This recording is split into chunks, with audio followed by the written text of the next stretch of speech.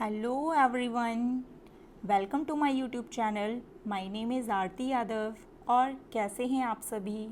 बढ़िया हैं। पिछले लेक्चर में हमने बायोमॉलिक्यूल्स स्टार्ट किया था। बायोमॉलिक्यूल का पूरा इंट्रोडक्शन देखा था, माइक्रो बायोमॉलिक्यूल के बारे में, मैक्रो बायोमॉलिक्यूल्स के बारे में, और हमने अमाइनो एसिड को भी कंप्लीट कर लिया था। आज हम स्टार्ट करेंगे प्रोटीन्स। और जैसे हमने अमाइनो एसिड को बहुत ही अच्छी तरीके से कंप्लीट किया था, वैसे ही हम प्रोटीन्स को भी कवर करेंगे। फिर उसके बाद हमारा बायोमॉलिक्यूल्स में बचेगा कार्बोहाइड्रेट, लिपिड, एंजाइम्स, वो भी हम उसके बाद कंप्लीट करेंगे। देन हमारा बायोमॉलिक्यूल्स कंप्लीट हो जाएगा। उसके बाद हम सेल स्टार्ट करेंगे। सेल डिवीज़न वगैरह पढ़ेंगे उसमें। देन इवोल्यूशन का टॉपिक स्टार्ट करेंगे, इवोल्यूशन को कंप्लीट करेंगे, इकोलॉजी कंप्लीट करेंगे, जेनेटिक्स पढ़ेंगे, मॉलिक्यूलर बायोलॉजी पढ़ेंगे। फिर उसके बाद animal kingdom, plant kingdom, animal physiology, plant physiology, सब कुछ मैं कवर कराऊंगी। किसी भी एग्ज़ामिनेशन के लिए जहाँ बायोलॉजी आती है, चाहे वो नीट एग्ज़ाम हो, यूपी टीजीटी पीजीटी हो, एलटी ग्रेड हो, जीआईसी हो, जहाँ भी बायोलॉजी पोर्शन आता है, उसके लिए ये वीडियोस बहुत ही बेनिफिशियल रहेंगी। ओके। फिर उसके बाद हम साथ साथ जैसे जैसे टॉपिक कवर करते जाएंगे, उनके पीवाईक्यू लगाएंगे, प्रैक्टिस सेशन करेंगे, ज़्यादा से ज़्यादा प्रैक्टिस करेंगे क्वेश्चंस की। क्वेश्चंस यहाँ से बहुत मैक्सिमम क्वेश्चंस फंसेंगे। अब हम स्टार्ट करते हैं प्रोटीन्स। अपने टॉपिक पर आते हैं। ओके, प्रोटीन्स स्टार्ट करते हैं। तो प्रोटीन्स क्या है? अगर प्रोटीन्स को अगर हमें समझना है तो हमें पहले अमाइनो एसिड को अच्छी तरीके से समझना पड़ेगा। जो भी इस लेक्चर को देख रहा है वो पहले जाकर फर्स्ट लेक्चर को बायोमॉलिक्यूल का पार्ट 1 ज़रूर देखे, क्योंकि जब तक हम अमाइनो एसिड को नहीं समझेंगे तब तक प्रोटीन समझ में नहीं आएगा, क्योंकि प्रोटीन अमाइनो एसिड के जुड़ने से ही बनता है। अब स्टार्ट करते हैं हम protein. Proteins, when two amino acids come in contact with each other, COOH group of one amino acid and NH2 group of another amino acid forms bond known as peptide bond। अब मैं इसे यहाँ पर समझाती हूँ आपको कैसे। देखिए, कल मैंने आपको अमाइनो एसिड का फॉर्मूला बताया था। बीच में हम क्या रख लेंगे? कार्बन। एक मिनट।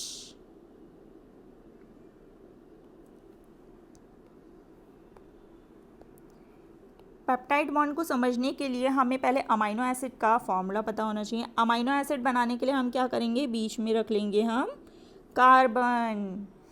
कार्बन से क्या जुड़ते हैं? कार्बन से एक तरफ हमारा जुड़ा होता है amino group, means NH2 group, other side COOH group, ऊपर हाइड्रोजन, नीचे R ग्रुप।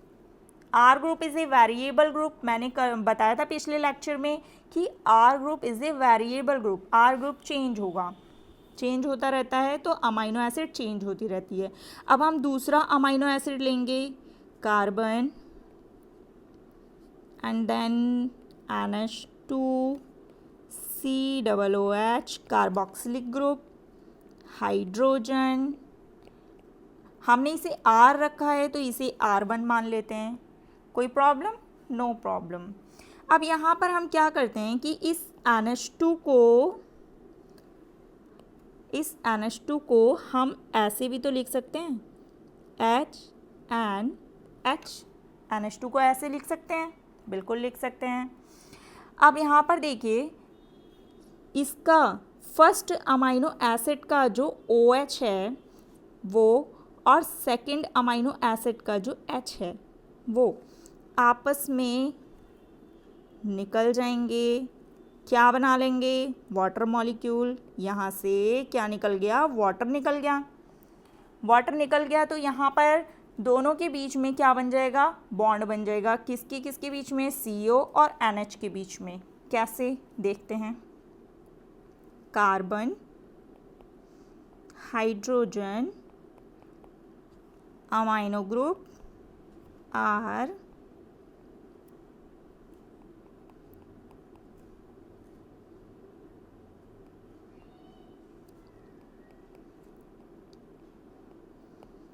हमें क्या करना है, किनारे किनारे पार्ट को कुछ नहीं करना है, किनारा किनारा पार्ट ऐसे ही लिखना है, केवल कहाँ चेंज करना है, बीच में। क्या, CO को इधर लिखा, NH बचा, NH लिख दिया, दोनों के बीच में वाटर मॉलिक्यूल निकल गया। यहाँ पे क्या हुआ, वाटर मॉलिक्यूल निकल गया यहाँ से, तो ये इसके बीच में बन गया एक बॉन्ड। इस बॉन्ड को हम क्या कहते हैं, इस बॉन्ड को हम कहते हैं पेप्टाइड बॉन्ड। कौन सा बॉन्ड कहते हैं, पेप्टाइड बॉन्ड। तो हमें इससे ये पता चल गया कि दो अमाइनो एसिड जब भी जुड़ेंगे वाटर मॉलिक्यूल निकलेगा। वाटर मॉलिक्यूल के निकलने की प्रोसेस को क्या कहते हैं, वाटर मॉलिक्यूल के निकलने की प्रोसेस को कहते हैं डिहाइड्रेशन। ओके, डिहाइड्रेशन प्रोसेस को ही हम कंडेंसेशन भी कहते हैं।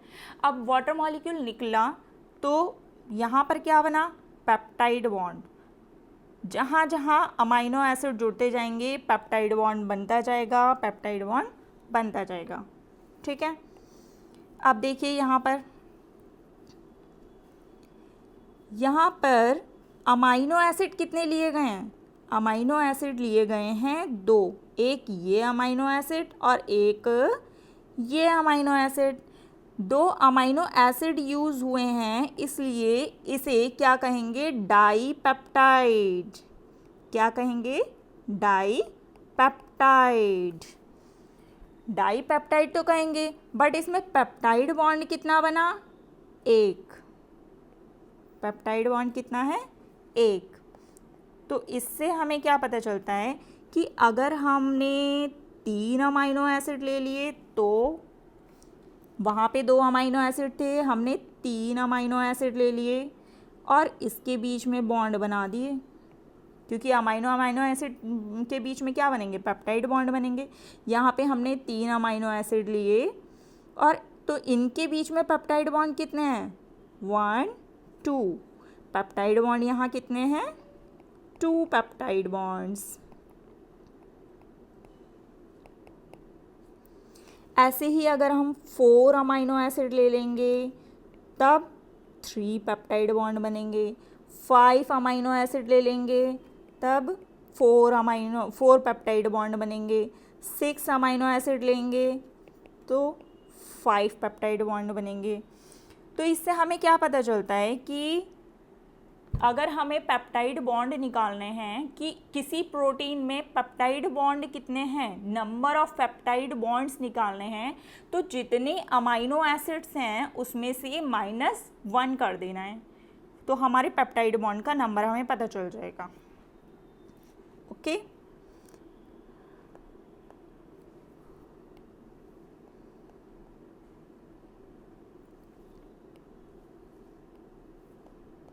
देखिए यहाँ पर यही स्ट्रक्चर बनाया है मैंने। यहाँ पर क्या किया है, ये क्या है, एक अमाइनो एसिड ले लिया, ये सेकंड अमाइनो एसिड है, इसका COOH का OH group and other amino acid का NH2 ग्रुप आपस में बॉन्ड बनाएंगे। कौन सा बॉन्ड बनाएंगे, वाटर मॉलिक्यूल निकलेगा यहाँ से, इसका OH इसका हाइड्रोजन निकलेगा वाटर मॉलिक्यूल और बना लेगा आपस में जॉइंट होके क्या, पेप्टाइड बॉन्ड। अब यहाँ पे 2 अमाइनो एसिड हैं इसलिए क्या कहलाएगा, डाईपेप्टाइड। यहाँ देखिए यहाँ कितने अमाइनो एसिड हैं, 1 2 3 4 5 अमाइनो एसिड हैं। सबको हमने किससे जोड़ दिया, पेप्टाइड बॉन्ड से। तो यहाँ पर जितने अमाइनो एसिड हैं उतना ही क्या कहलाएगा, यहाँ पे 5 अमाइनो एसिड हैं तो ये क्या है, पेंटापेप्टाइड। पेंटापेप्टाइड कहेंगे इसे। लेकिन इसमें पेप्टाइड बॉन्ड कितने होंगे? पेप्टाइड बॉन्ड तो इसमें 4 ही है ना, तो 4 पेप्टाइड बॉन्ड्स। ओके, क्लियर है? आ जाइए आगे। ये नंबर ऑफ पेप्टाइड बॉन्ड्स हम निकालेंगे तो क्या होगा? Number of amino acid -1। 10 amino acid लेंगे तो उसमें 9 पेप्टाइड बॉन्ड बनेंगे। 2 अमाइनो एसिड होगा तो उसे डाईपेप्टाइड कहेंगे। 3 amino acid tripeptide. 4 amino acid tetrapeptide. ऐसे ही 5 अमाइनो एसिड अगर जुड़ेंगे आपस में तो पेंटापेप्टाइड। 6 अमाइनो एसिड जुड़ेंगे तो हेक्सापेप्टाइड। ऐसे ही अगर 10 अमाइनो एसिड आपस में जुड़े तो डेकापेप्टाइड कहलाएगा। बट 10 अमाइनो एसिड से ज़्यादा अगर जुड़े तब ये पॉलीपेप्टाइड कहलाएगा। पॉलीपेप्टाइड कहलाएगा। और अगर 50 अमाइनो एसिड से ज़्यादा जुड़े आपस में तो तब वो जाके क्या कहलाएगा? प्रोटीन्स कहलाएगा। ओके, प्रोटीन्स कहलाएगा। मतलब ऐसा नहीं है कि हाँ 2 जुड़ गए और 3 जुड़ गए तो प्रोटीन बन गई। नहीं नहीं नहीं, अगर 50 अमाइनो एसिड से ज़्यादा जुड़ेंगे तभी जाकर प्रोटीन्स बनेगी। बाकी अगर कम जुड़े हैं, 10 से ज़्यादा जुड़ेंगे तो पॉलीपेप्टाइड, और 10 से कम अमाइनो एसिड जुड़े हैं तो वो ट्राईपेप्टाइड, पेंटापेप्टाइड, ऐसे ऐसे होगा। ओके, अब हमें एक पता है 51 अमाइनो एसिड की 51 अमाइनो एसिड की एक प्रोटीन है। फर्स्ट प्रोटीन कौन सी? इंसुलिन। 51 अमाइनो एसिड की प्रोटीन क्या है? इंसुलिन। आगे बढ़ते हैं। यहाँ पे क्या है? Proteins heteropolymer of amino acid. Proteins क्या है? पॉलीमर हैं। पॉलीमर हैं क्यों? क्योंकि मोनोमर से मिलकर बने हुए हैं। मोनोमर क्या है प्रोटीन्स में? अमाइनो एसिड, है ना। ये भी क्वेश्चन आ सकता है कि प्रोटीन्स का मोनोमर क्या है, तो प्रोटीन्स का मोनोमर अमाइनो एसिड्स है। Okay, proteins heteropolymer of amino acid हैं, होमो नहीं है। एक जैसे अमाइनो एसिड जुड़कर प्रोटीन नहीं बनता है। जैसे हम कहें कि वैलिन वैलिन वैलिन जुड़कर प्रोटीन बना रहे हैं, नो।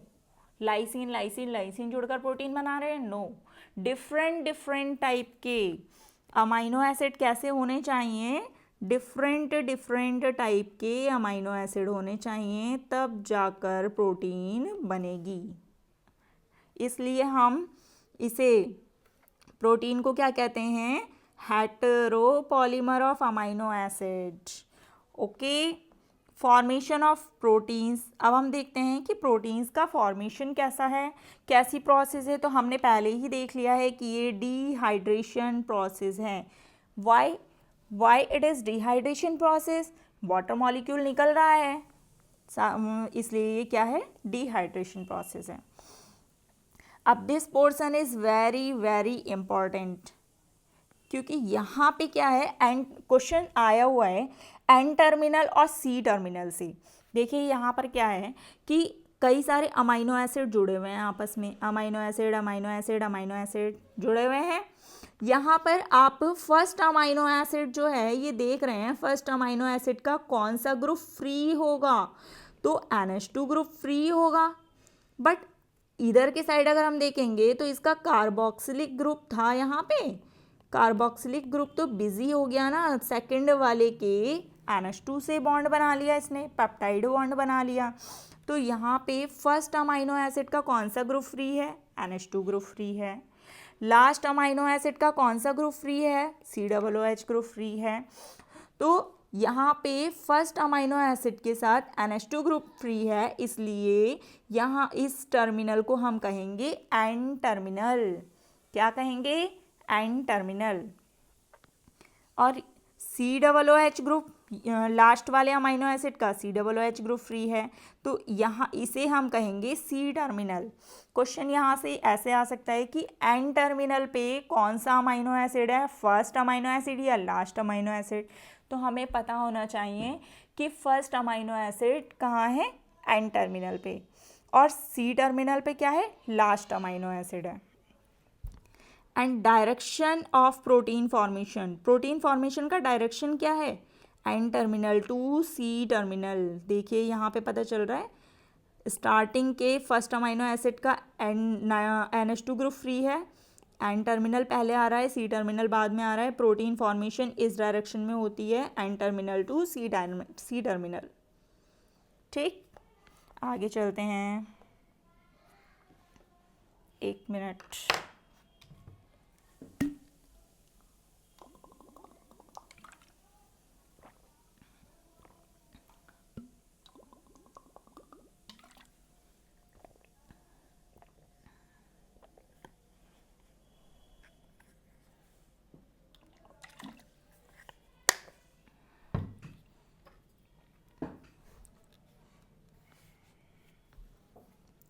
चलिए आगे देखिए। अब अमाइनो एसिड के जब अमाइनो एसिड आपस में बॉन्ड बनाते हैं, पेप्टाइड बॉन्ड, तो क्या बनता है, प्रोटीन बनता है। यहाँ से क्या हुआ, वाटर मॉलिक्यूल निकला। तो अमाइनो एसिड से प्रोटीन बनाने की प्रोसेस क्या है, डिहाइड्रेशन प्रोसेस। डिहाइड्रेशन प्रोसेस को कंडेंसेशन प्रोसेस भी कहते हैं। बट अगर मैं इसका उल्टा करना चाहूँ, तो प्रोटीन से अमाइनो एसिड बनाना चाहूँ तो हमें क्या करना पड़ेगा, वाटर मॉलिक्यूल ऐड कर दो प्रोटीन में, हाइड्रोलिसिस कर दो तो अमाइनो एसिड बन जाएगा। पेप्टाइड बॉन्ड का बनना क्या कहलाता है, डिहाइड्रेशन। पेप्टाइड बॉन्ड का टूटना क्या कहलाता है, हाइड्रोलिसिस। प्रोटीन से अमाइनो एसिड कैसे बनेंगे, प्रोटीन से अमाइनो एसिड बनेंगे जब पेप्टाइड बॉन्ड टूटेगा। अब यहाँ पे देखिए, अमाइनो एसिड, एक लाइन है बहुत इंपॉर्टेंट है, amino acid are building blocks of protein. Amino acids are building blocks of protein. जैसे हम अपनी कोई बिल्डिंग बनाते हैं तो बिल्डिंग किससे बनी होती है, ईंटों से बनी होती है। यहाँ पे क्या हो रहा है, यहाँ पे प्रोटीन्स किससे मिलकर बन रहे हैं, अमाइनो एसिड से मिलकर बन रहे हैं। तो प्रोटीन का बिल्डिंग ब्लॉक क्या है, amino acids. Okay, amino acids are building blocks of protein. Clear है। अब आ जाते हैं इस चार्ट पे। यहाँ पे देखते हैं कि टाइप्स ऑफ प्रोटीन। प्रोटीन कितने टाइप्स की होती है, प्रोटीन्स 3 टाइप की होती है, simple protein, conjugated protein and derived protein. Simple protein, conjugated protein and derived protein. देखिए सिंपल प्रोटीन क्या होती है। सिंपल प्रोटीन मतलब केवल प्रोटीन पार्ट होगा, उसमें कोई अदर पार्ट नहीं होगा। केवल प्रोटीन पार्ट का मतलब क्या है कि केवल अमाइनो एसिड से जुड़कर बनी हुई है ये, ठीक है, सिंपल प्रोटीन। बट अगर हम कॉन्जुगेटेड प्रोटीन की बात करें तो यहाँ पे प्रोटीन पार्ट के साथ साथ नॉन प्रोटीन पार्ट भी होगा। प्रोटीन पार्ट के साथ साथ नॉन प्रोटीन पार्ट भी होगा, ठीक है। अब ये देखिए, सिंपल प्रोटीन के एग्जाम्पल याद रखने हैं आपको, rubisco and collagen. Rubisco and collagen. Rubisco, this is most abundant protein of whole biosphere. पूरे ही बायोस्फीयर में अगर हम कहें सबसे ज़्यादा मात्रा में पाई जाने वाली प्रोटीन कौन सी है, तो वो है Rubisco. Rubisco is very very important. Okay, Rubisco is the first enzyme of C3 cycle. Rubisco के बारे में आपको यहाँ पे कॉन्जुगेटेड प्रोटीन को मैंने आगे डिस्कस किया है, पहले यहाँ पे सिंपल प्रोटीन को डिस्कस किया है। सिंपल प्रोटीन के दो एग्जाम्पल हैं, क्या, रुबिस्को एंड कोलेजन। रुबिस्को के बारे में आपको कितने पॉइंट्स याद रखने हैं, 4 पॉइंट्स याद रखने हैं। क्या, first enzyme of C3 cycle. C3 cycle किसे कहते हैं, C3 साइकिल कैल्विन साइकिल को कहते हैं। कैल्विन साइकिल कहाँ पाई जाती है, कहाँ बनती है, फोटोसिंथेसिस में मैं पढ़ाऊंगी आपको कैल्विन साइकिल, जिसे C3 साइकिल भी कहते हैं। तो C3 साइकिल का फर्स्ट एंजाइम कौन है, रुबिस्को है, ठीक है। C3 साइकिल का पेस मेकर भी कहते हैं इसे। ओके, रुबिस्को का पूरा नाम, ribulose, bisphosphate, carboxylase, oxygenase. Ribulose, bisphosphate, carboxylase, oxygenase. इसके नाम में ही दिखाई दे रहा है कार्बोक्सिलेज, ऑक्सीजनेज, मतलब ये बाई फंक्शनल एंजाइम है। Rubisco is a by functional enzyme. By functional enzyme कैसे है ये? अगर इसके सराउंडिंग में ऑक्सीजन ज़्यादा है, कार्बन डाइऑक्साइड कम है, तो ये ऑक्सीजनेज की तरह वर्क करेगा।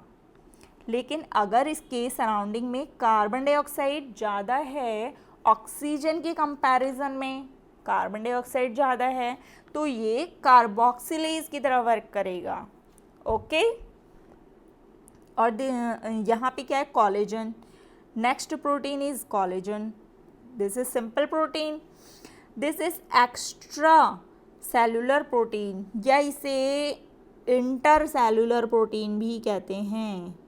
इसे क्या कहते हैं? इंटर सेलुलर प्रोटीन भी कहते हैं।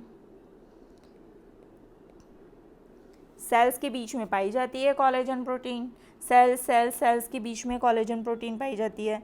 अब इसके बारे में क्या याद रखना है? This is most abundant protein in animal kingdom. Animal kingdom में मोस्ट अबंडेंट प्रोटीन क्या है? कोलेजन।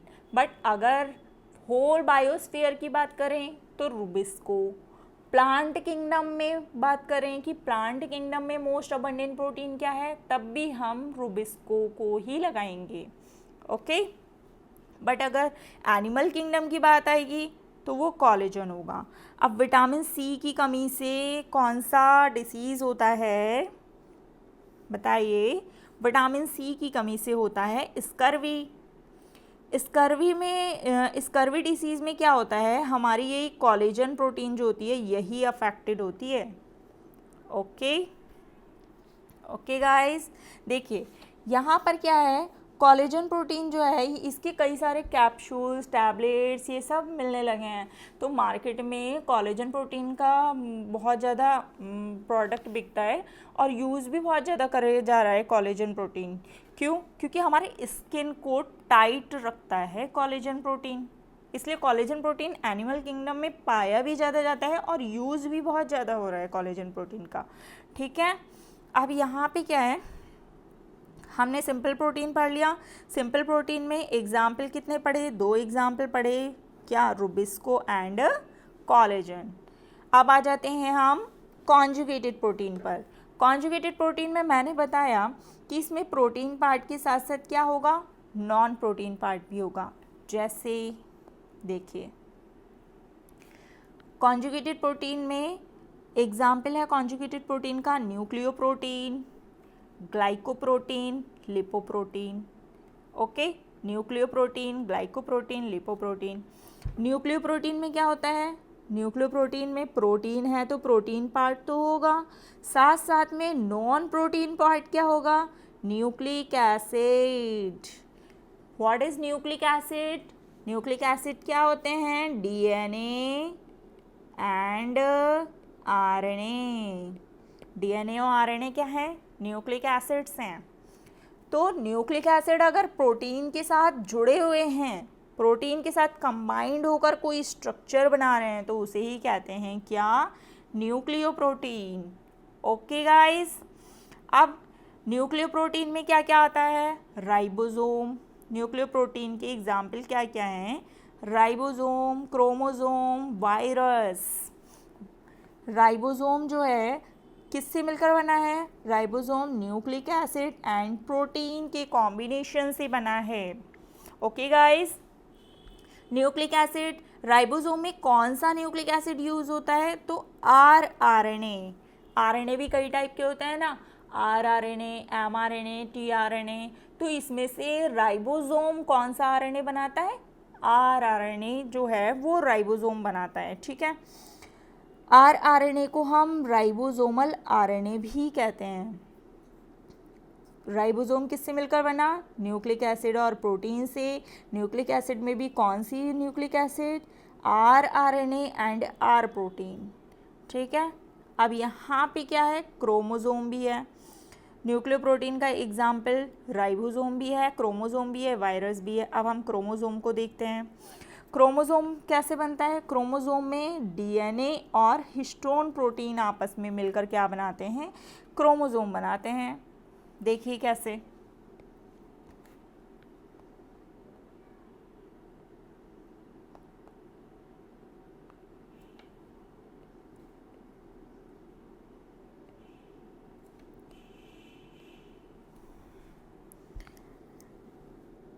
मान लीजिए ये हमारा है, 1 मिनट।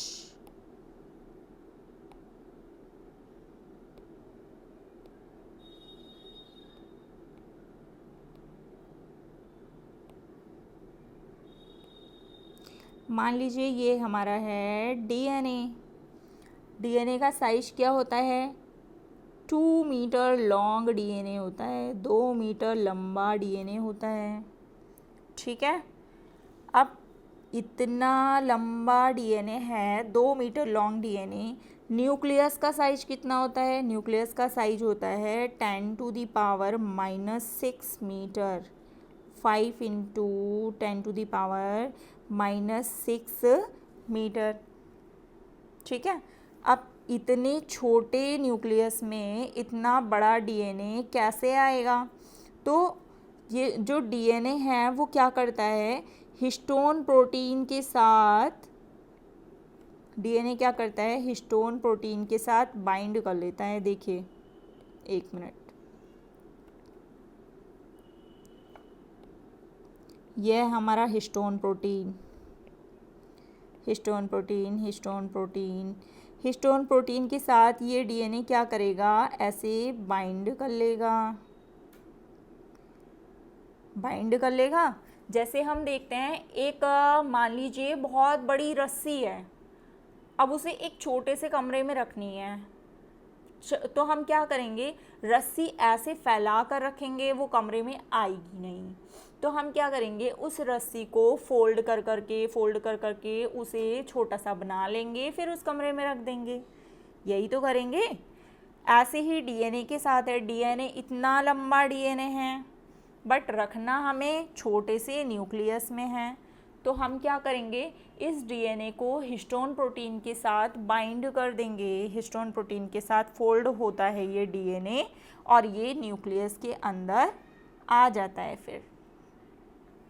ओके गाइस, यहाँ पे क्या है कि देखिए, फिर ये जो है ये मोती की माला की तरह स्ट्रक्चर बन जाता है इसका डीएनए का। क्यों? क्योंकि हिस्टोन प्रोटीन के साथ ये बाइंड हो जाता है।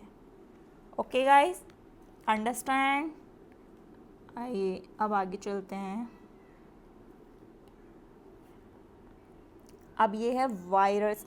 हिस्टोन प्रोटीन, कल मैंने बताया था हिस्टोन प्रोटीन कौन कौन सी अमाइनो एसिड्स रिच होता है। तो histone protein lysine and arginine amino acid पाया जाता है इसमें। हिस्टोन प्रोटीन में कौन सा अमाइनो एसिड पाया जाता है? Lysine and arginine. वायरस की बात करते हैं, तो वायरस में क्या है? वायरस भी न्यूक्लियोप्रोटीन है। वायरस में या तो डीएनए होगा या तो आरएनए होगा। कुछ ऐसे वायरसेस हैं जिसमें डीएनए पाया जाता है, बट कुछ ऐसे वायरसेस हैं जिसमें आरएनए पाया जाता है। लेकिन वायरस में न्यूक्लिक एसिड यानी कि डीएनए आरएनए के साथ प्रोटीन भी होता है। तो प्रोटीन्स जो है वो प्रोटीन्स को क्या कहते हैं? कैप्सिड कहते हैं। मान लीजिए बीच में क्या है? न्यूक्लिक एसिड है और किनारे किनारे इसका जो कवर बनाता है, वायरस का खोल जो बनाता है कवर, वो कैप्सिड कहलाता है। वो किसका होता है? प्रोटीन का होता है। ठीक है। तो वायरस भी क्या है? न्यूक्लियोप्रोटीन है। ओके, अब हम आ जाते हैं, हम क्या पढ़ रहे हैं? ये कॉन्जुगेटेड प्रोटीन पढ़ रहे हैं। कॉन्जुगेटेड प्रोटीन का फर्स्ट एग्जाम्पल हमने पढ़ लिया है nucleoprotein, and then second example is glycoprotein. Glycoprotein किससे मिलकर बना होता है? Glyco term is related with the carbohydrate. Glycoprotein किससे मिलकर बनते हैं? कार्बोहाइड्रेट एंड प्रोटीन से मिलकर बने होते हैं। अब एक चीज़ और मैं बताऊं कि इसमें जो कॉन्जुगेटेड प्रोटीन होता है, इसमें आगे का जो स्ट्रक्चर होता है, आगे जो लिखा होता है ना, वो कम होता है, उसकी मात्रा कम होती है, और जो पीछे लिखा होता है उसकी मात्रा ज़्यादा होती है। मतलब ग्लाइकोप्रोटीन में कार्बोहाइड्रेट का कंसंट्रेशन कैसा होगा, कम होगा, और प्रोटीन का कंसंट्रेशन ज़्यादा होगा। ऐसे ही यहाँ पे वायरसेस में है, क्रोमोसोम में है, राइबोसोम में है, न्यूक्लियोप्रोटीन में न्यूक्लिक एसिड का कंसंट्रेशन कैसा होगा, कम होगा, बट प्रोटीन का कंसंट्रेशन कैसा होगा, ज़्यादा होगा। ठीक है, आ जाइए। ग्लाइकोप्रोटीन में क्या है, ग्लाइकोप्रोटीन का एग्जाम्पल याद रखना है हमें, एंटीबॉडीज़ एंड इंटरफेरॉन्स। ग्लाइकोप्रोटीन्स के दो एग्जाम्पल याद रखने हैं, बहुत इंपॉर्टेंट है, एंटीबॉडीज़ एंड इंटरफेरॉन्स। इंटरफेरॉन्स क्या होते हैं, इंटरफेरॉन्स को देखते हैं हम।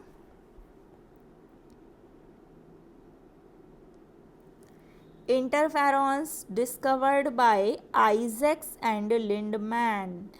इंटरफेरॉन्स क्या होते हैं, जैसे कि किसी सेल को वायरस ने इन्फेक्ट कर दिया, ठीक है, मान लीजिए कोई सेल है जिसे वायरस ने इन्फेक्ट कर दिया।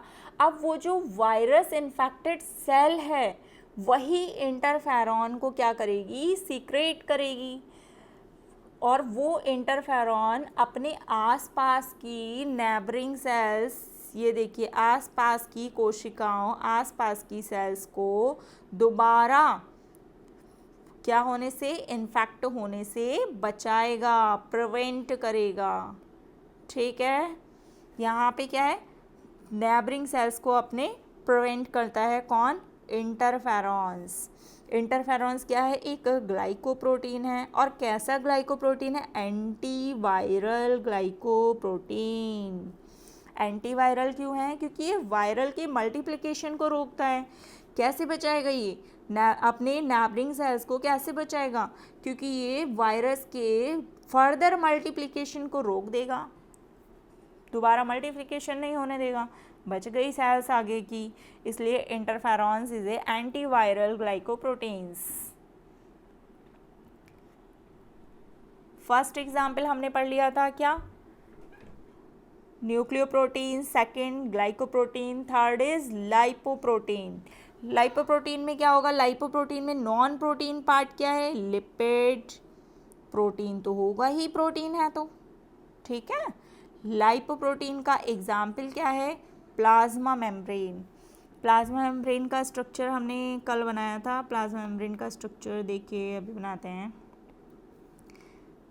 यहाँ पे क्या होगा, lipid lipid lipid lipid lipid lipid, बीच में क्या होते हैं, इसमें प्रोटीन्स होते हैं।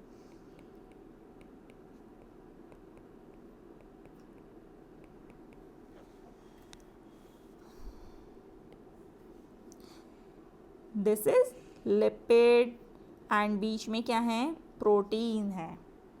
ठीक है, यहाँ पे जो लिपिड है वो इस फॉर्म में नहीं पाया जाएगा कभी भी, क्यों, क्योंकि इसका जो हेड होता है वो पोलर होता है, बट टेल नॉन पोलर होती है, तो ये अपनी टेल को अंदर कर लेता है। दो फॉर्म में, बाई लेयर की फॉर्म में ही पाया जाता है लिपिड।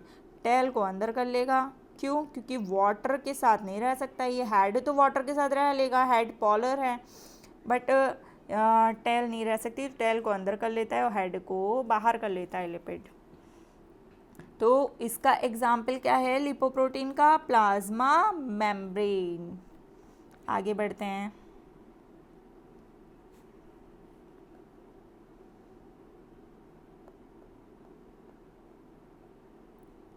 अब आ जाते हैं हम स्ट्रक्चर पे, प्रोटीन के स्ट्रक्चर पे। प्रोटीन का स्ट्रक्चर जो है वो 4 टाइप का होता है।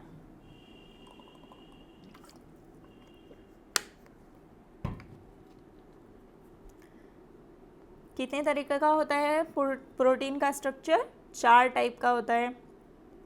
Primary structure, secondary structure, tertiary structure, quaternary structure, 4 type का प्रोटीन का स्ट्रक्चर होता है।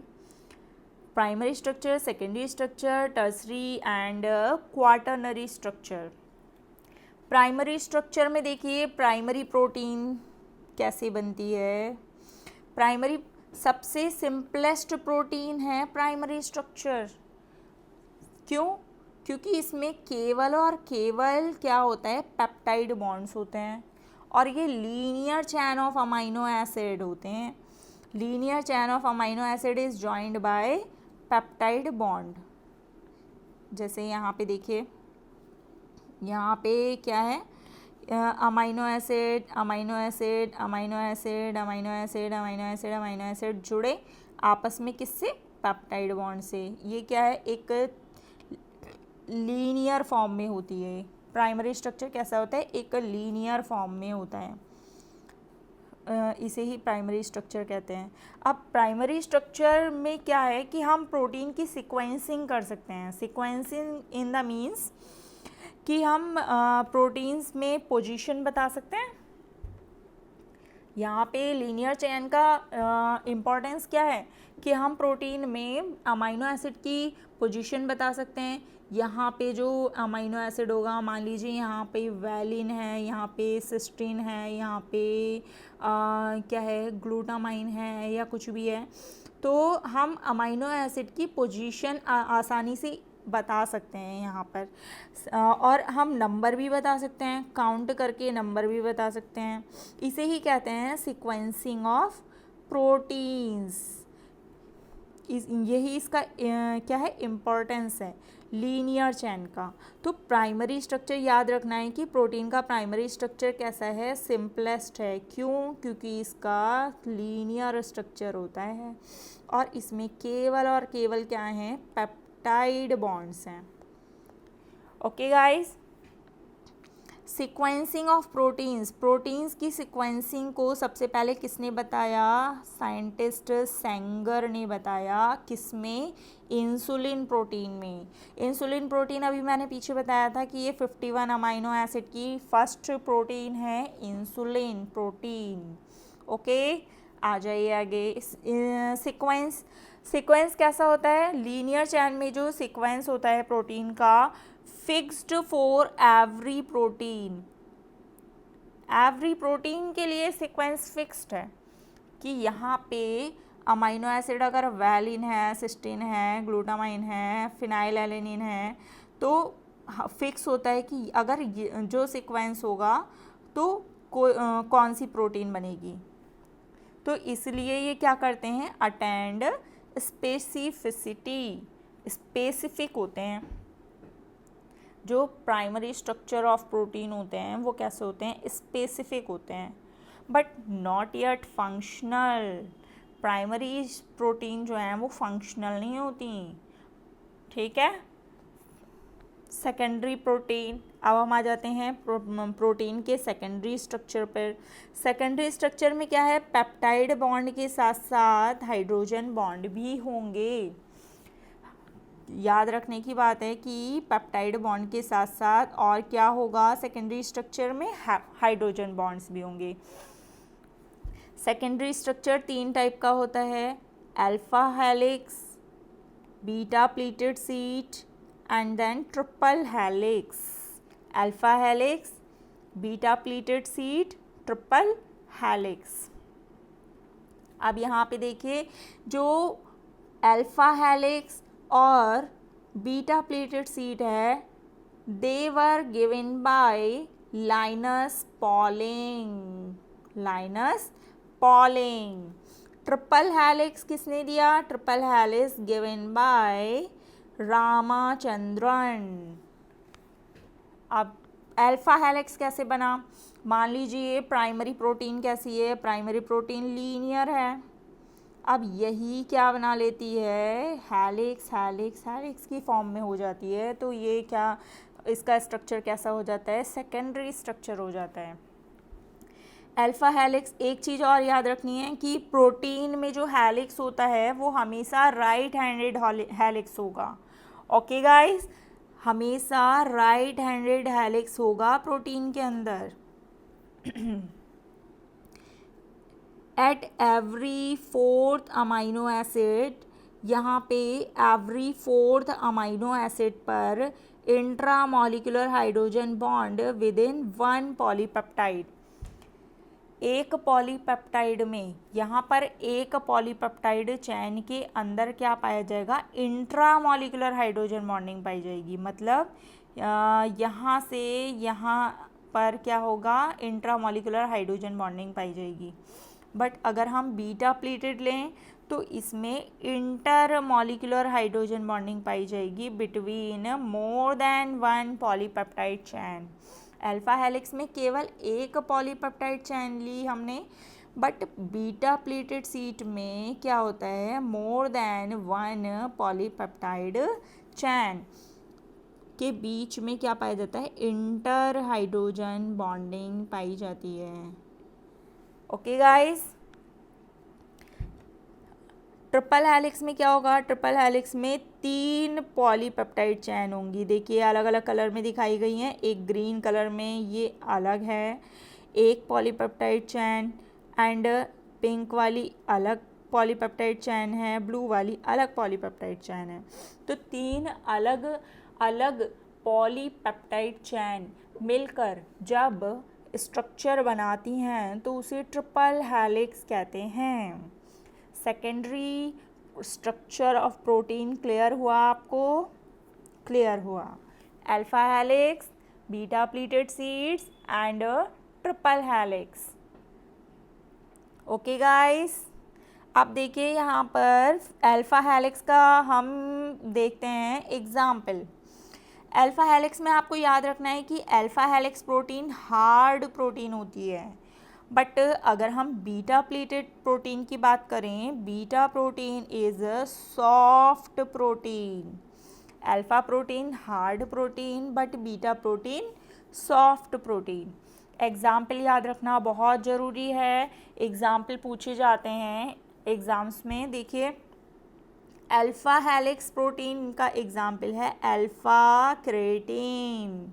क्या एग्जाम्पल है, अल्फा केराटिन। अल्फा केराटिन कहाँ कहाँ पाया जाता है, हमारे नेल्स में, स्किन में, हेयर में, हॉर्न में, एनिमल्स के हॉर्न में और एनिमल्स के हूफ्स में, इन सब में क्या पाया जाता है, अल्फा केराटिन प्रोटीन। ये सब क्या होते हैं, हार्ड स्ट्रक्चर्स होते हैं ना, इसमें हार्ड प्रोटीन पाई जाती है, alpha keratin protein. Okay guys, अब इसकी जो अल्फा केराटिन प्रोटीन की जो हार्डनेस होती है, hardness of alpha keratin proteins due to cysteine. Cysteine is a amino acid. कौन सा amino acid, sulphur containing amino acid. कल पढ़ाया गया था कि सिस्टीन अमाइनो एसिड क्या होता है, हार्डेस्ट अमाइनो एसिड होता है, और इसी की ही हार्डनेस की वजह से अल्फा केराटिन प्रोटीन भी क्या होती है, हार्डेस्ट प्रोटीन होती है। ओके गाइस, अब आते हैं इसका एग्जाम्पल देखते हैं, किसका, बीटा प्लीटेड सीड का। बीटा प्लीटेड सीड में प्रोटीन सॉफ्ट प्रोटीन होती है, कहाँ कहाँ पाई जाती है, एग्जाम्पल याद रखने की ज़रूरत है, beta carotene and fibroin. Fibroin is very very IMP। Beta pleated seat में आपको याद रखना है, बीटा कैरोटीन कहाँ पाया जाता है, फैदर में। जो बर्ड्स के फैदर होते हैं उनमें बीटा कैरोटीन प्रोटीन पाई जाती है, very very IMP। And fibroin, fibroin protein जो है उसे सिल्क प्रोटीन भी कहते हैं, और ये कैसी है, एक सॉफ्ट प्रोटीन है और सेकेंडरी प्रोटीन है, सेकेंडरी स्ट्रक्चर है प्रोटीन का। ओके, अब triple protein, triple helix protein का एग्जाम्पल है कोलेजन। क्या है guys, collagen. Collagen is most abundant protein in animal world.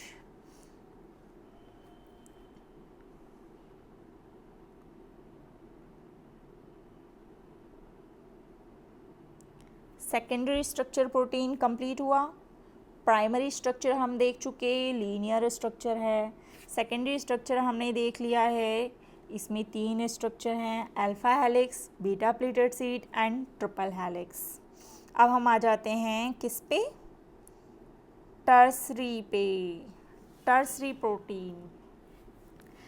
Tertiary structure या टर्सरी प्रोटीन जो है, most active structure is tertiary structure. याद रखिए कि primary protein and secondary protein, protein का primary structure and secondary structure जो है वो फंक्शनल नहीं होता, वो क्या एक्टिव नहीं होता, फंक्शनल नहीं होता। प्रोटीन आकर फंक्शनल कहाँ होती है, टर्सरी स्ट्रक्चर में फंक्शनल होती है।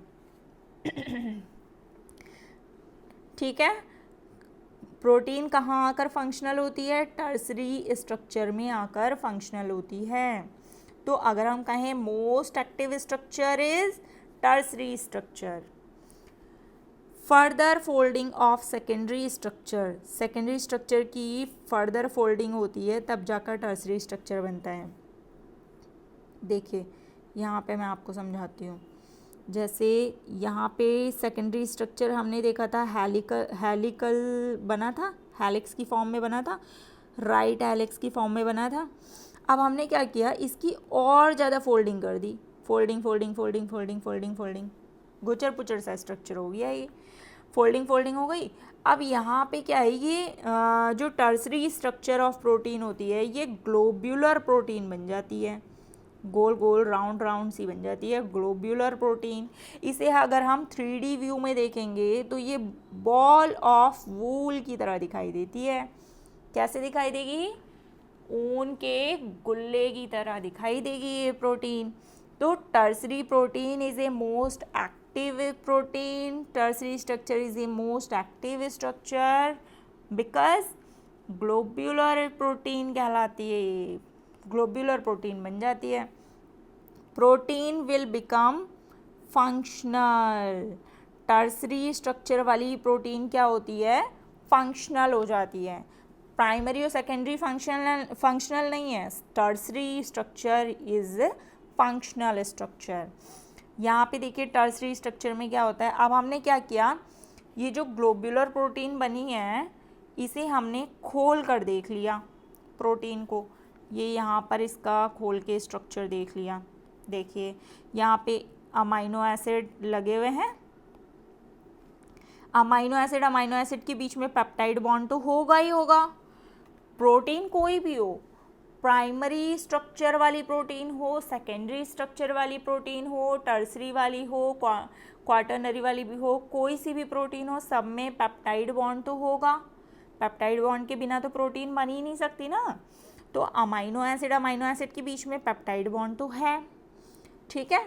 अब यहाँ पे हाइड्रोजन बॉन्ड भी है, हाइड्रोजन बॉन्ड के साथ साथ पेप्टाइड बॉन्ड, हाइड्रोजन बॉन्ड के साथ साथ और भी बॉन्ड्स पाए जाते हैं इसमें टर्सरी स्ट्रक्चर में, जैसे ionic bond, disulphide bond, covalent bond, van der Waals interaction, hydrophobic bond. all bonds are found within same polypeptide। अगर एक ही पॉलीपेप्टाइड के अंदर, याद रखिए एक ही चैन है, ये एक ही पॉलीपेप्टाइड चैन के अंदर ये सारे बॉन्ड पाए जा रहे हैं तो ये टर्सरी स्ट्रक्चर है, ठीक।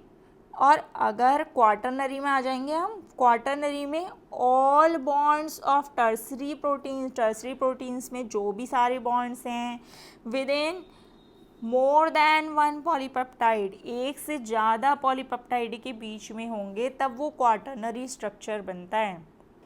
दोनों के बीच में ये डिफरेंस है, एक ही पॉलीपेप्टाइड चैन होगी और ये सारे बॉन्ड्स होंगे तो क्या होगी, टर्सरी स्ट्रक्चर वाली प्रोटीन होगी।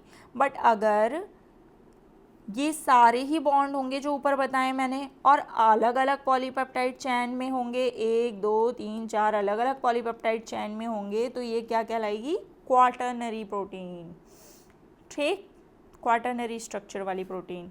अब इसका एग्जाम्पल याद रखना बहुत ज़रूरी है। टर्सरी स्ट्रक्चर में क्या, टर्सरी स्ट्रक्चर वाली प्रोटीन कौन सी होती है, enzymes and myoglobin.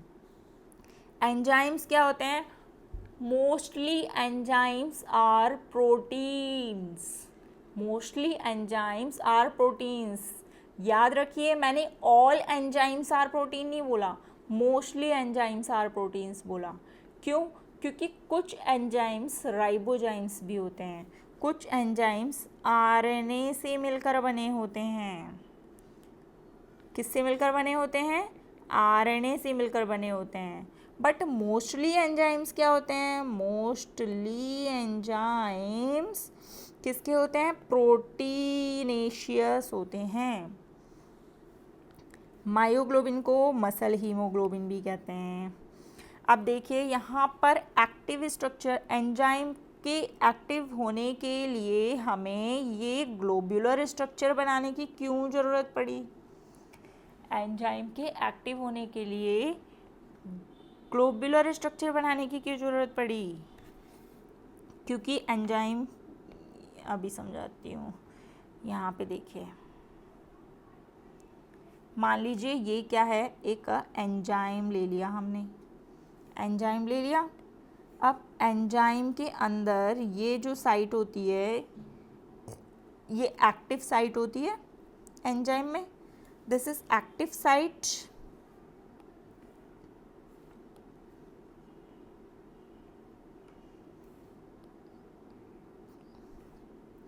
This is active site. अब एंजाइम किसके साथ जुड़ता है? सबस्ट्रेट के साथ जुड़ता है एंजाइम हमेशा। सबस्ट्रेट बना लिया हमने, सबस्ट्रेट एंजाइम के साथ जुड़ता है एक्टिव साइट से। अब जब हमने लीनियर स्ट्रक्चर देखा था प्रोटीन का, तो यहाँ पे अमाइनो एसिड जो थे वो दूर दूर बैठे थे, अमाइनो एसिड दूर दूर बैठे थे। बट एक्टिव साइट में अमाइनो एसिड को पास पास आने की ज़रूरत है ना, अमाइनो एसिड एक्टिव साइट पे पास पास लाने की ज़रूरत है। इसीलिए क्या होता है, ये स्ट्रक्चर कैसा हो जाता है? ग्लोब्यूलर हो जाता है।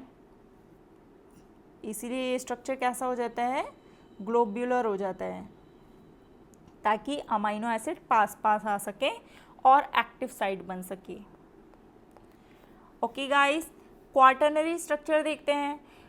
Quaternary structure most stable structure, quaternary structure is the most stable structure and most complex structure. देखिए यहाँ पे, all bonds of tertiary proteins but with in more than one polypeptide, एक से ज़्यादा पॉलीपेप्टाइड होंगे, उनके बीच में बॉन्ड्स हों, किसके? जो हमने टर्सरी प्रोटीन में देखे थे सारे बॉन्ड्स, वो अलग अलग पॉलीपेप्टाइड चेन में होते हैं, तो उसे क्वाटरनरी स्ट्रक्चर कहते हैं। जैसे यहाँ पे लिया हमने, 2 अल्फ़ा प्रोटीन ले ली, 2 बीटा प्रोटीन ले ली। अब इन दोनों के बीच में, इन चारों के बीच में क्या हो गए? बॉन्ड्स बॉन्ड्स बॉन्ड्स बन गए।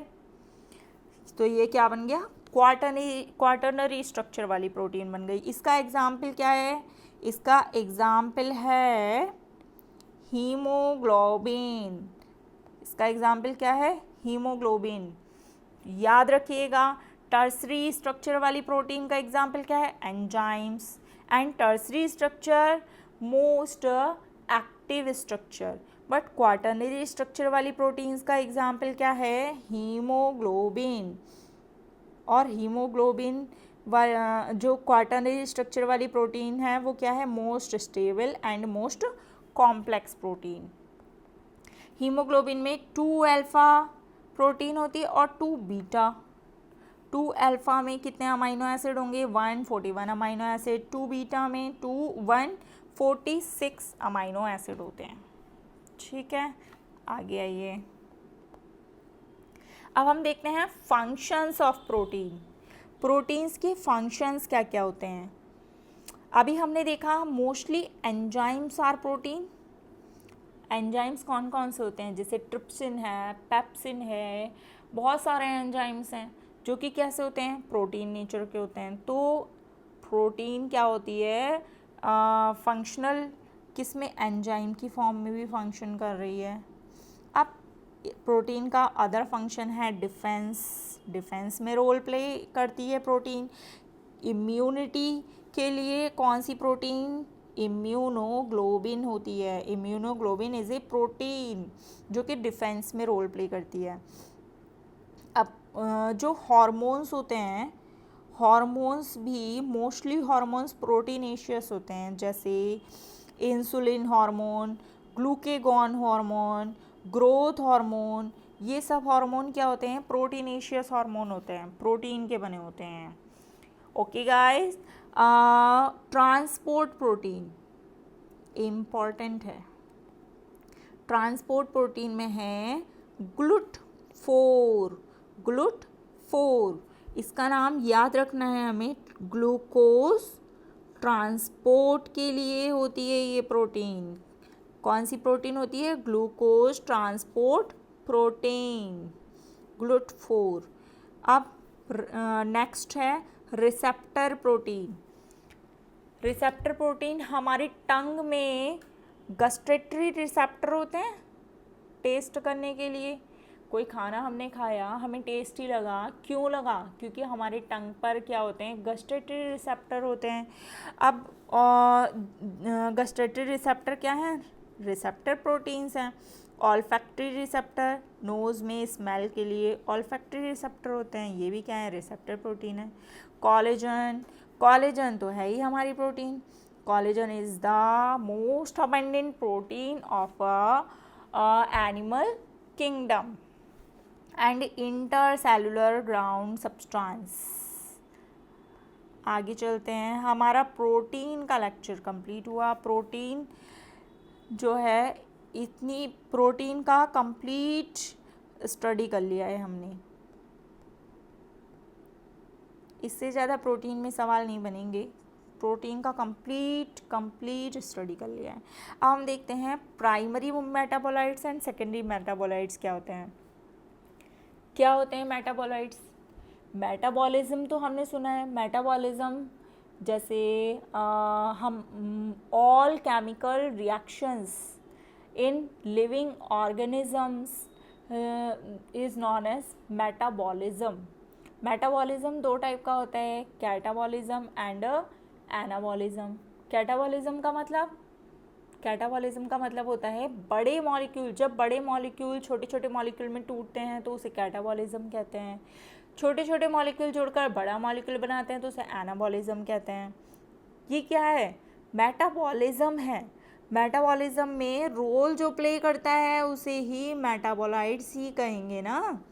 मेटाबॉलिज्म में रोल प्ले करेंगे उसे मेटाबोलाइट्स कहेंगे। बट यहाँ पे देखिए प्राइमरी और सेकेंडरी मेटाबोलाइट्स कौन होते हैं।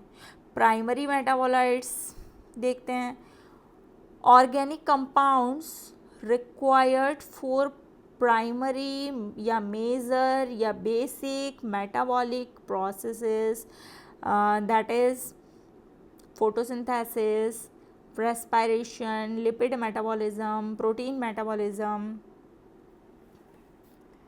जैसे कि प्राइमरी मेटाबोलाइट्स क्या होते हैं? जो ऑर्गेनिक कंपाउंड्स किस में रोल प्ले करेंगे? मेटाबॉलिज्म में रोल प्ले करेंगे, मेटाबॉलिज्म में यूज़ होंगे, वो क्या कहलाते हैं? प्राइमरी मेटाबोलाइट्स कहलाते हैं। But secondary metabolites, organic compounds not use in primary metabolism में यूज़ नहीं होंगे सेकेंडरी मेटाबोलाइट्स। ठीक है, प्राइमरी मेटाबोलाइट्स को एग्जाम्पल क्या याद रखेंगे? क्लोरोफिल हुआ, हीम हुआ, अमाइनो एसिड हुआ, शुगर हुआ, ये सब क्या है? प्राइमरी मेटाबोलाइट्स हैं।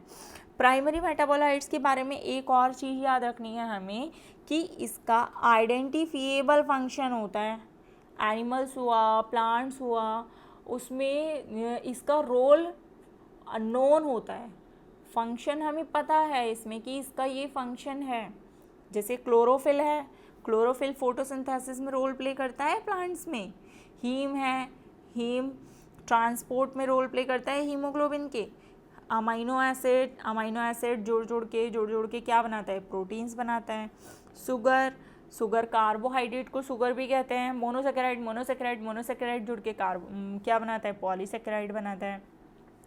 तो मेटाबॉलिज्म में रोल प्ले भी कर रहे हैं और इनका रोल मतलब नोन भी है, फंक्शन नोन है, इनका आइडेंटिफिएबल है। अब फिजियोलॉजिकल प्रोसेस में क्या होता है, रोल होता है इनका प्राइमरी मेटाबोलाइट्स का, बट सेकेंडरी मेटाबोलाइट्स क्या होते हैं, सेकेंडरी मेटाबोलाइट्स एनिमल्स में नहीं पाए जाते, ठीक है। एनिमल्स में सेकेंडरी मेटाबोलाइट्स नहीं होंगे। सेकेंडरी मेटाबोलाइट्स कहाँ बनेंगे, केवल प्लांट्स में, फंजाई में, माइक्रोब्स यानी कि बैक्टीरिया वगैरह में बनेंगे बस।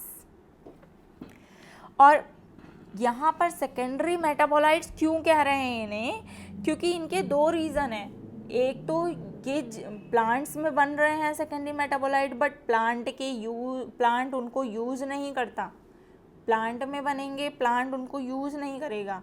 फंजाई में सेकेंडरी मेटाबोलाइट बने, बट फंजाई उनको यूज़ नहीं करेगा।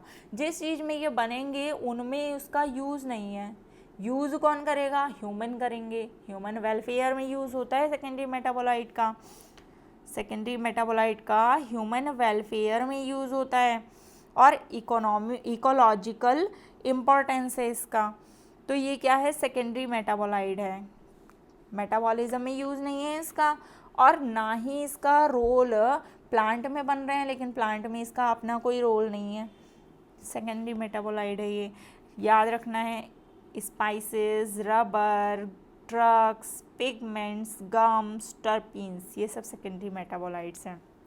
मसाले हैं, स्पाइसेस हैं, प्लांट्स बना तो देता है, लेकिन प्लांट्स अपने लिए यूज़ थोड़ी ना करता है, यूज़ तो हम करते हैं ना, मसाले खा रहे हैं, मसाले का स्वाद ले रहे हैं, मसाले एक्सपोर्ट कर रहे हैं। रबर है, रबर बना रहा है प्लांट, लेकिन रबर अपने लिए यूज़ थोड़ी ना कर रहा है। ड्रग्स है, गम्स है, टर्पीन्स हैं, ये सब बना तो देते हैं सेकेंडरी मेटाबोलाइट प्लांट्स वगैरह, फंजाई, लेकिन वो अपने यूज़ में नहीं लेते, उसे ह्यूमन यूज़ कर रहा है अपने यूज़ के लिए, ह्यूमन वेलफेयर में यूज़ हो रहा है वो, तो वो क्या है, सेकेंडरी मेटाबोलाइट है। समझ में आया, अंडरस्टैंड। अब यहाँ पे देखिए एक चार्ट है सेकेंडरी मेटाबोलाइट का, जो बहुत ही इम्पोर्टेंट है, आपको लर्न करना है पूरा चार्ट। सेकेंडरी मेटाबोलाइट में कौन कौन आता है, pigments, alkaloids, terpenoids, essential oil, toxins, lectins, drugs, polymeric substances. Pigments में कौन कौन से पिगमेंट्स आएंगे, कैरोटीनॉइड्स, एंथोसियानिन। एल्केलॉइड्स में मॉर्फिन, कोडीन। टर्पीनॉइड्स में monoterpenes, diterpenes. And essential oil में लेमन ग्रास ऑयल। टॉक्सिन में एब्रिन रिसिन। लैक्टेंस में कॉनकैनावेलिन ए। ड्रग्स में विनब्लास्टिन, करक्यूमिन। पॉलीमेरिक सब्सटेंस में रबर, गम, सेल्यूलोज। ये चार्ट लर्न करना है आपको, इम्पॉर्टेंट है, ठीक है। आज का लेक्चर यहीं पर कंप्लीट होता है। हमने आज प्रोटीन कंप्लीट कर लिया है और primary and secondary metabolite complete कर लिया है, ठीक है। तो आज हमने क्या क्या देखा, प्रोटीन्स देखा और प्राइमरी एंड सेकेंडरी मेटाबोलाइट्स देखा। अब नेक्स्ट लेक्चर में लिपिड या कार्बोहाइड्रेट स्टार्ट करेंगे हम, और उसे भी अच्छे तरीके से कंप्लीट करेंगे। तो आप पढ़ते रहिए, ठीक है, बाय बाय, ओके।